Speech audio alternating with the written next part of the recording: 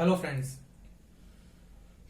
आज हम फिर से लीनियर प्रोग्रामिंग प्रॉब्लम के ऊपर एक क्वेश्चन करने जा रहे हैं। बट ये क्वेश्चन है अनबाउंडेड। मींस हमारा जो यहाँ फिजिबल रीजन बनेगा वो कैसा होगा? अनबाउंडेड। याद करो, पहले हमने करा था बाउंडेड, तो बाउंडेड हमारा हो चुका है। आज हमारा अनबाउंडेड भी क्लियर हो जाएगा। तो और मैंने ये कहा था कि 6 मार्क्स का क्वेश्चन आना ही आना है, तो इसको कर लो। तो चलो सोल्व करते हैं।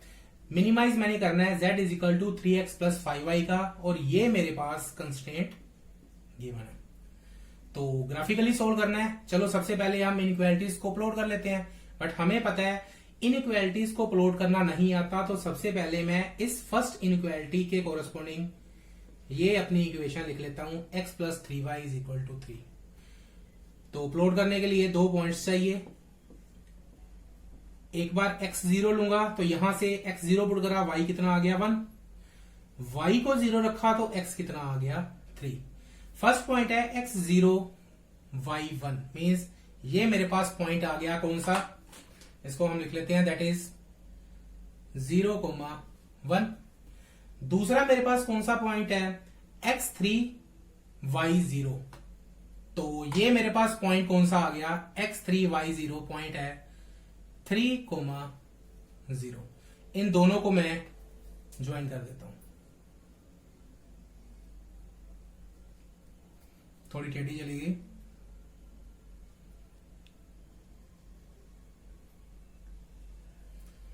अब हमें पता है कि लाइन के ऊपर वाला शेड करना है या नीचे, इसका फाइंड करने का क्या मेथड था? एक पॉइंट हम लेंगे जो लाइन के ऊपर लाइन नहीं करता, तो मैं 0,0 ले लेता हूं। 0,0 पुट करा, किसमें पुट करेंगे? x plus 3y greater than equal to 3। x0 y0 put करेंगे, ये आ गया 0 greater than equal to 3। Is it true और false? That is false. It means हमने इस लाइन के वो वाला पार्ट को शेड करना है जिसमें 0,0 नहीं आता, मीन्स हम ऊपर की तरफ शेड करेंगे। नेक्स्ट हमारे पास कौन सी लाइन है? That is x plus y. इसके कॉरेस्पॉन्डिंग इक्वेशन क्या बनेगी? x plus y is equal to 2। Point find करने के लिए एक बार मैंने x को 0 रखा, y कितना आ गया 2। एक बार y को 0 रखा, x कितना आ गया 2। x0 y2, x0 y2 point आ गया ये वाला, तो पॉइंट मेरे पास क्या बन जाएगा 0,2। दूसरा कौन सा पॉइंट है? x2 y0, दैट इज ये वाला पॉइंट 2,0। इन दोनों को ज्वाइन करने पे मेरे पास लाइन आ गई ये वाली। ये इक्वेशन मेरे पास क्या थी? x plus 3y is equal to 3, और ये है x plus y is equal to 2। अब देखना ये है कि इसके ऊपर की तरफ शेड करना है या नीचे की तरफ। तो इसके लिए हमारे पास इक्वालिटी क्या थी? x plus y greater than equal to 2। क्या मैं 0,0 पुट कर सकता हूं? बिल्कुल। लाइन के ऊपर लाइन नहीं कर रहा, पुट करा 0 प्लस 0, तो 0 greater than equal to 2। Is it true और फॉल्स? That is false. तो इट मीन्स हमने इस तरफ शेड नहीं करना, इस लाइन के ऊपर की तरफ, मीन्स ये वाला सारा पोर्शन शेड होएगा। हमने इस लाइन के भी ऊपर रहना है, इस लाइन के भी ऊपर रहना है, तो साथ में गिवन है x greater than equal to 0, means x axis, sorry y axis के राइट साइड पे, y greater than equal to 0 means x axis के ऊपर, मीन्स इन दोनों लाइंस के ऊपर रहना है, y एक्सिस के राइट साइड पे, x एक्सिस के ऊपर। तो कौन सा पोर्शन आ गया? ये सारे का सारा। अब मेरे ख्याल से आपको क्लियर हो गया होगा कि मैंने पहले ही यहां पे क्यों बोल दिया था कि अनबाउंडेड रीजन। तो चलो सोल्विंग कर लेते हैं।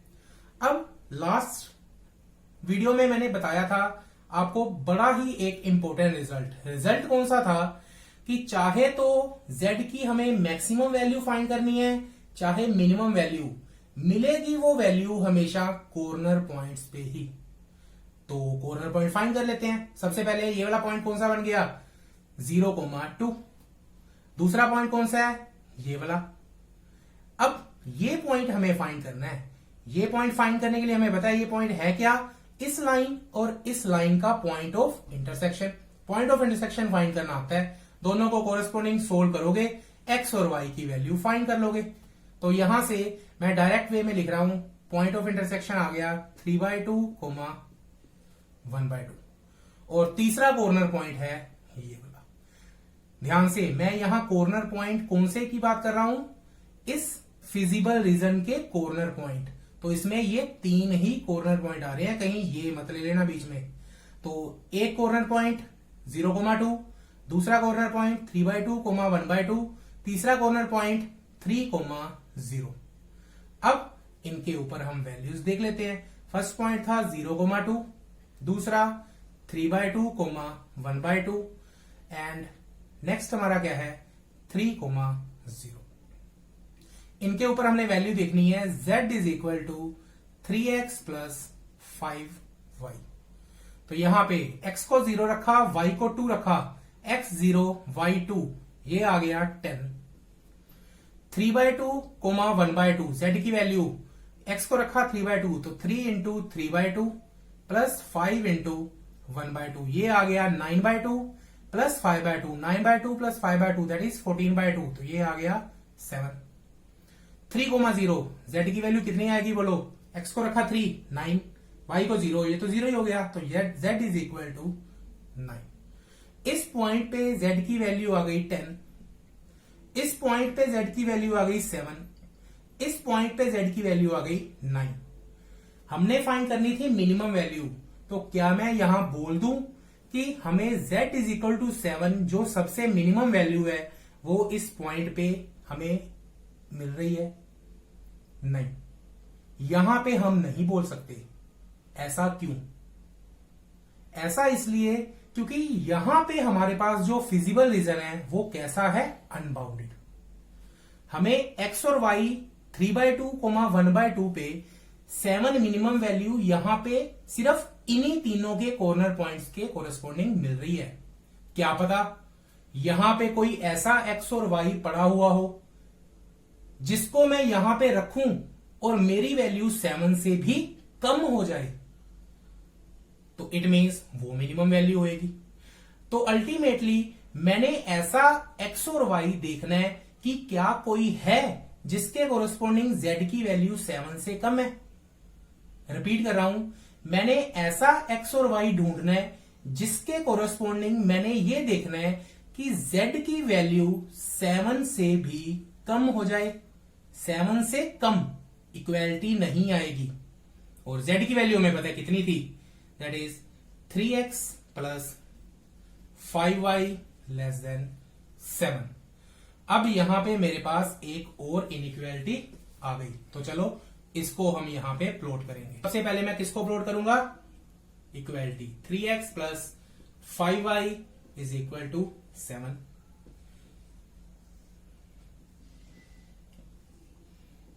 एक बार x को 0 रखा, y की वैल्यू आ गई 7/5।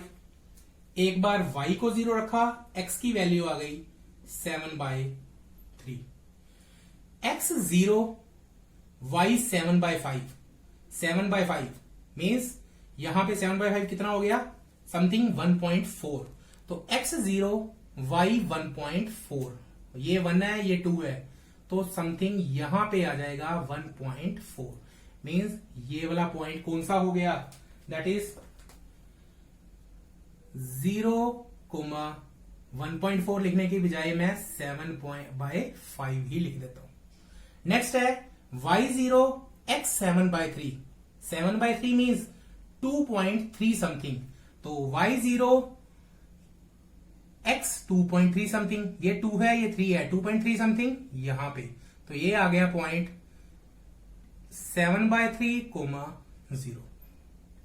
इन दोनों को ज्वाइन करने से हमें एक और लाइन मिल जाएगी, बट क्या मैं वो लाइन को इसी तरह से डार्क बना दूं? नहीं। अगर थोड़ा ध्यान से देखो, यहां पे हमारे पास इक्वालिटी भी थी तो लाइन हमने डार्क बनाई, बट क्या यहां इक्वालिटी है? नहीं। तो यहां इक्वालिटी नहीं है तो हम इन दोनों को ज्वाइन करने वाली जो लाइन होएगी वो बनाएंगे डॉटेड।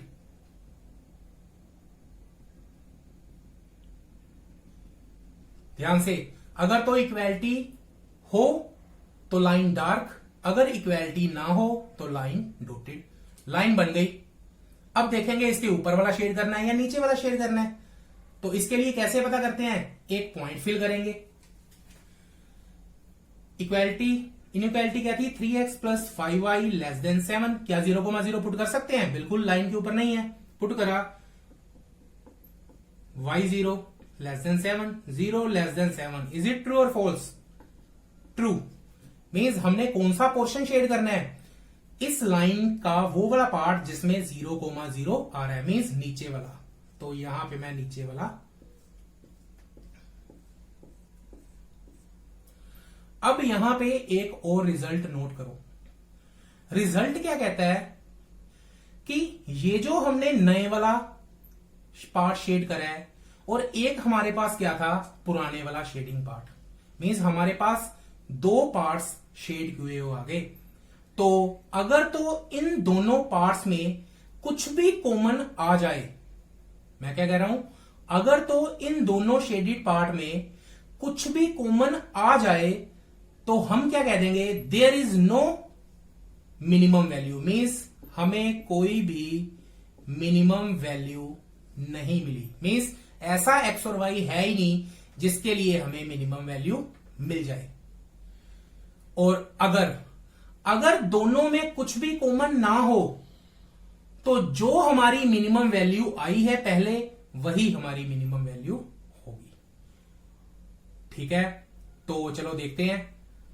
अब क्या इन दोनों पुराने वाला पार्ट और नए वाले शेडेड पार्ट में क्या कुछ कॉमन है? ये ऊपर की ओर है और ये नीचे की ओर, कुछ भी कॉमन नहीं है। इधर एक पॉइंट भी कॉमन नहीं है। इट मीन्स अगर कोई भी कॉमन पार्ट नहीं है तो बाय रिजल्ट जो हमारी ये वैल्यू आई थी मिनिमम, वही हमारी मिनिमम वैल्यू है। और ये अचीव किस पॉइंट पे हुई है, 3/2, 7/2। Means z is equal to 7 हमारी क्या है, मिनिमम वैल्यू। कहां पे अचीव हो रही है, x 3/2, y 1/2। तो ध्यान से, थोड़ा लेंथी क्वेश्चन है, अनबाउंडेड वाला बाउंडेड वाले से थोड़ा डिफिकल्ट है, बट सोच के करने वाला है। जरा सा सोचोगे तो ये डिफिकल्टी भी खत्म हो जाएगी। सिमिलरली अगर यहां मैक्सिमम वाला पार्ट आ जाता तो सारे का सारा क्वेश्चन हम मैक्सिमम कर देते। मीन्स ये सारा काम तो करते ही, बस यहां पे क्या आ जाता कि ऐसा कोई एक्स और वाई ढूंढना था जिसके लिए जेड की वैल्यू क्या हो जाए, ग्रेटर से समथिंग यहां पे। तो ध्यान से समझ के करना। Thank you student.